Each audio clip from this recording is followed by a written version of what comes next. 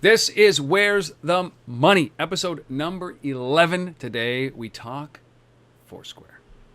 You ask me, where's the money? Where's the money? I mean, I don't know where the money is. I've never been good with figures, you know that. I don't know anything about math. It was never my good subject. I don't know where the money is. Douglas, welcome, buddy. Number 11, Foursquare. How are you, pal? Foursquare. I'm doing well. Excited. One of the inspirations for this show is Foursquare. We're finally getting around to it. I think we could probably spend, a bunch of hours on Foursquare. We could do this many times about Foursquare because they are the grandfather in this 3-year-old industry. I cannot believe it. And they've made some announcements this past week, around some revenue opportunities. And, we dove into it in This Week in Location-Based Marketing, Asif and I. But now it's really time to dive into it to understand, can these guys actually make some money? Or is the only way that they're going to make money by being acquired, a la Instagram? Yeah, we're there. It's kind of weird. It's with the news and then with the your podcast with Asif. It seems like that they're kind of at a tipping point right now. So why don't you kind of go over what the perspective that you guys had on the podcast, and then we'll kind of use that as a jumping off point, because I thought that was pretty interesting. Sure. Yeah, let me start there, because when you start to think about what Foursquare has done, can they make money? I think that's the gist here. Can they make money? They got 20 million users. They've just announced that. They've just announced a new ad, display advertising, customized buying, location-based, location-aware ad platform that they're supposed to be rolling out in June with some of the partners. They've got some great tie-in with American Express, which they're not making any money off of, but they've got a great tie-in with American Express that every time when you tie your Foursquare account to your American Express card, it automatically discounts, the location that what you're buying. And so, they've got these great little partners. And again, they've got, over 3 billion check-ins and a $600 million valuation, but the revenue has always escaped them. So, when we talk about this, we're always wondering, is their biggest money-making opportunity the moment that they accept an offer from a Facebook? I think that's, Asif and I talked about this through the podcast, that we think that the logical next step for Foursquare is like what happened to Instagram, is get picked up by Foursquare, or get picked up by Facebook, or somebody to that extent, because, that's where they have the opportunity and the audience to turn this into a huge revenue opportunity for Facebook. 20 million people, it's a lot, and it's growing, although it's slowed, but it isn't growing fast enough. And Facebook, has 500 million mobile users, and that's a big, hard number to crack, and especially when you see their influence on the retail space. So, my feeling is that these guys aren't going to make it through this year. They're just not, as an independent company. Somebody's going to buy them. Somebody's going to see enough value in them to take them out before they have to actually worry about making money. Yeah, it's I don't know. It's sad. So there's two things here. It's the question that we always ask on this show is, A, are the company that we're talking about a standalone product, or is it the feature of someone else's product? And B, are they able to generate their own revenue? And I find it interesting that it seems like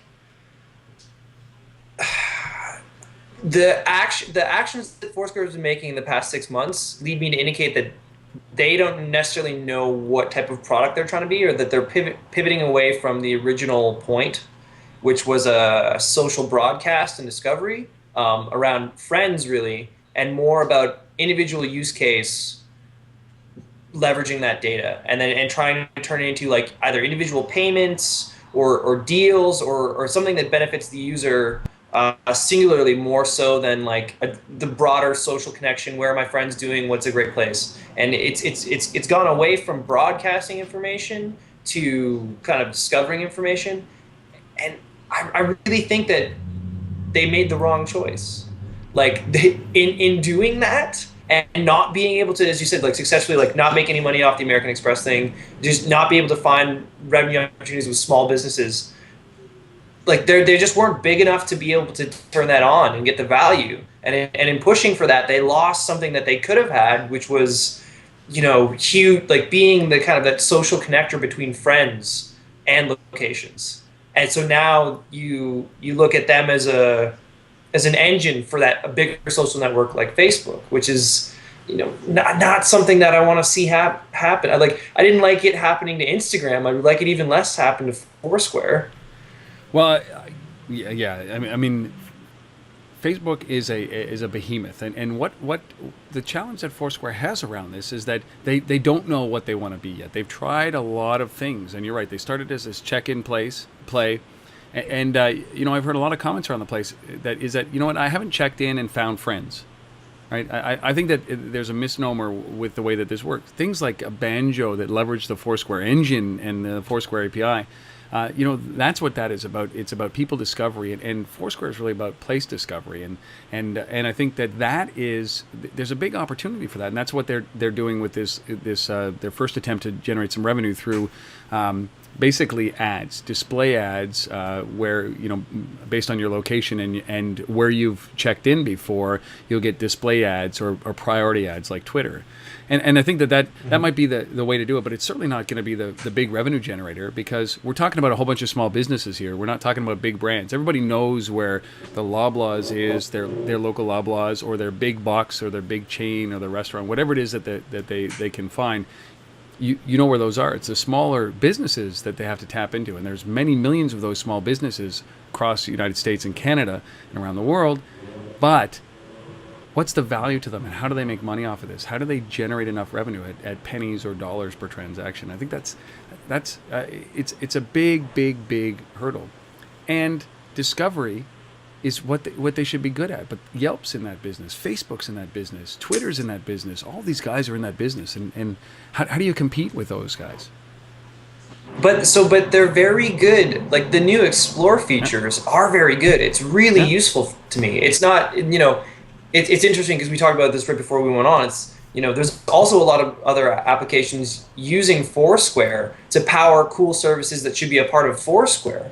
But each one of those companies, whether it be Banjo or Localmind, have the social element that Foursquare left behind in pursuit of more of a Yelp-like situation. And if you're not as big as Facebook, where you just have the social base, you're not going to be able to go so maybe there is value in getting Loblaws to participate, but they're gonna play ball with Facebook. They're not going to play ball with Foursquare. There's no real value to being a Foursquare user in the way that there is connection with either Twitter or Facebook. So I kind of feel like, maybe it wasn't possible for them to kind of scale and evolve in a natural way, but I feel like once they got rid of the feature that I always loved, which is the ability to shout from a location and basically just broadcast, like, you've already checked in, you already said where you are, but to say, hey social networks, hey friends, come on down, this is what I'm doing right now. Yeah, I'm here. Adding that context around social sharing, they stop being a social network, and now they're just like a location serendipity thing, which is cool, and they do it in a great way. But the end game isn't. They've now cornered themselves to be the feature of someone else's social product. Let me ask you, when was the last time that you, and maybe, I don't know, we didn't rehearse this, but when was the last time that you used Foursquare to check in, actually launched Foursquare as an application and checked in with it? Today, I still check in, but now I kind of monitor my check-ins based upon what I think is going to actually add benefit. So if I'm checking into a new place, I don't. Sometimes Foursquare will pop up on my iPhone and say, "Hey, you're at Chez du Glace. Would you like to check in?" and let people know that you're watching Mad Men or blogging. But that's the thing, is they stopped making. They didn't work to keep check-ins being cool, so now all they have is prior check-ins and ways to leverage that. People should want to still check in. There should still be value in that. There should still be value in sharing your presence information, or make it frictionless in some way. But in giving that up, now you're just a database. Yeah, but that's the point here, is that the novelty is worn off. The gamification, which was, I never got that piece of the game. It was cool for a week, and then it starts over again, which is frustrating. That wore off, and then retailers jumped onto this because, like, hey, listen, check in to my store and I'll give you a discount. Well, you know what? You're basically screwing with your MSRP. You're screwing with your profits by doing that, and that's not a good, viable business point when you have to rely on somebody to give a discount in order to be able to check in. And then there was a social share aspect, which was check in and push it to Facebook so that everybody knew where you were. Mm-hmm. Well, everybody's doing that. So then you start to look at the true value of what this product can bring, and that's what it's got to come down to. I mean, I use Path, and I just, by accident, I'll just say, okay, yeah, check into Foursquare just because I've a number of people that I follow and follow me on Foursquare, but there's no social interaction there. I haven't launched Foursquare in 8 months because I can do it from all the other applications. I mean, I haven't downloaded the latest version. I don't care. And I think that's the apathy that you've got to get past. Now, there is that save to Foursquare function, which I think is a great opportunity for those guys, especially for big brands, small brands, whatever it is. But, a save to Foursquare function with this location-based display or ads really does help, because if I save a location in New York and that same location opens up in Ottawa or Toronto or somewhere that I am, they should send me a notification about that. It should entice me to come in somehow, even by letting me know that there's that restaurant or that place that's opened up. I think there's opportunities like that, but they have to sit back and think about, from our perspective, a user's perspective, what are we using the other applications for, like Path or like Localmind? And that's where Foursquare is falling down when it comes to, as you said, that social interaction. Give me a compelling reason to open it up. And I've lost that compelling reason to open it up. And so what are some of the things that would make you use this more functionally? Well, Explore is still a great reason to open up the application. If I'm looking for something in my neighborhood, there's enough check-in data to say people that I know have gone here. But if I want to go one level deeper, like where's the best place to go at 6 p.m. to get this before stores close? I'm using Localmind because of that social connection. So it's got to be that social element, and it's really surprising that Foursquare, which is one of the first apps to really have that kind of welcoming kind of environment, like it wasn't a cold application. It was just the sensibilities of the application are really cool. For them to move away from that and not really understand the activity in app that should be there is really concerning, to be honest. And I wonder if they need to do something like, because they've been talking a lot about holding off on really turning on features like the passive check-ins and things like that until the consumer base is ready. But maybe they just have to throw that out now and get people more active. Well, yeah, you think about what I mean, I look at Twitter in the same ways that everybody was talking about. How is Twitter going to turn this into revenue? And Twitter kind of woke up one day and realized that 75 or 80% of the traffic, of the use of Twitter, was done through third-party applications, that there was just no way that they could turn revenue on, right? So they opened up their API. You had TweetDeck and all these other applications that just leveraged the API. They basically they squeezed the amount of calls that they could make to the API, but they woke up one day and said 80% of our traffic comes from third-party applications that they're making money off and that we're never going to be able to make money off of. So they started to constrain that. And they bought TweetDeck and they bought Tweety and they bought a bunch of things to be able to bring that in-house. Now, I think that Foursquare, if you just kind of think about it, they have 20 million active users on Foursquare. But how many of those, what's a percentage that are using the Foursquare app versus the companies that are using the API and the activity as a result of API usage? And I think that you're going to see a staggering inability for them to make money because of the fact that they've left this so open. And they haven't thought about how they're going to turn that into revenue. And charging for that is not an option, right? It's just not an option at this point. People will flee. Yeah. But so... Well, yeah, but no one's going to use Foursquare for American Express deals if no one's using Foursquare in the first place, right? Especially if they're using Localmind beforehand, or Banjo, or just a thousand other things. So I think the kind of final question that you touched upon is,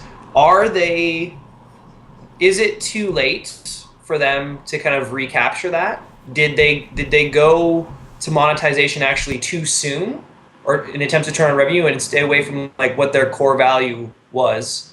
And are they trying to kind of flip things on now to position themselves as a feature of someone else's product?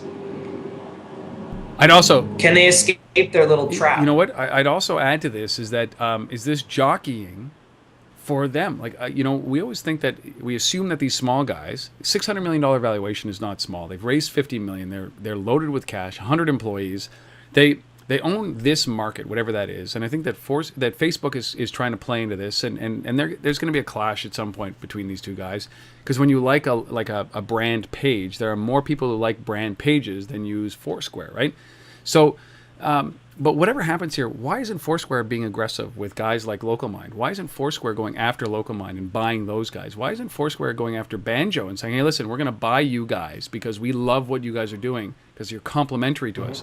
And a Banjo, Localmind, Foursquare combination wrapped up in one, now that is a compelling offering, right? Where you've got the location data, the open API that's just streaming stuff in, and then you've got Banjo, which is location around people, you've got Localmind, which is location around knowledge, and then you've got Foursquare, which is location knowledge around places and discovery. And all of a sudden, you've got this great tool. So if we're not thinking that way, or they're not thinking that way, then I think they're limiting their growth. That combined, upsell, that might be worth not $1 billion. Nothing's worth $1 billion, but certainly would be worth multiple millions of dollars to a company like Facebook. Well, it would be another great app in Facebook's portfolio of owning your home screen. Foursquare powered by Facebook, Instagram powered by Facebook. But okay, so are they not buying these things because they're building it themselves, or did they spend so much time on revenue generation that, because when was the last time you heard, oh, hey, here's a cool feature, here's a cool new feature in Foursquare, here's a cool new thing that you can do with Foursquare? It's more about, here's a cool new way that you can spend money on Foursquare.